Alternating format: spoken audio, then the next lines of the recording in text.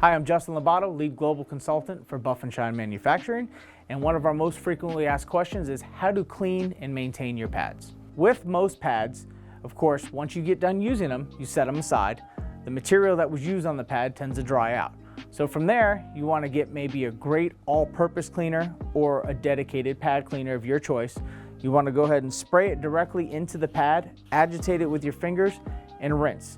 You may need to repeat that based on the material that's in the pad, and then you'll want to go ahead and compress the pad versus turning it over and trying to wring it out. That will maintain the integrity of the foam just by compressing it, and that will also help release any spent material and moisture that's in the pad. And then from there, you can leave it out to dry prior to storing it. That way you don't store it with moisture in there and have any other issues that may occur. But that would be the best way. However, there are other methods on the market. Some people like to throw them in a washer machine. If you're going to do so, you would like to do that on a gentle cycle. And then of course, if it does go into the dryer, you want to make sure you have low to no heat. We don't recommend necessarily putting it in the dryer, but if that's something you choose to do and you've had great results with it, just be aware that they could compromise the actual pad if you put it on high heat, of course. Some of the other methods of maintaining the pads would be cleaning your pad on the fly. There's a couple different methods to that. One, you actually have a pad brush, which would allow you to actually brush the material, spent material, off the pad as you pull it from the paint before you reload it with your product.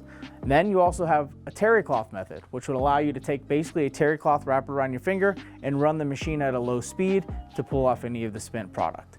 And then you also have compressed air. So for those that have shops or a garage setting that allows you to have compressed air, that's where you could take an air gun or a oscillating air gun tool of some type and not necessarily go directly, but go at an angle so you're not forcing the spent material into the foam pad, but you go at an angle and run your pad at a slow speed to turn, so that way it removes all that spent product so you can get right back to doing the job at hand.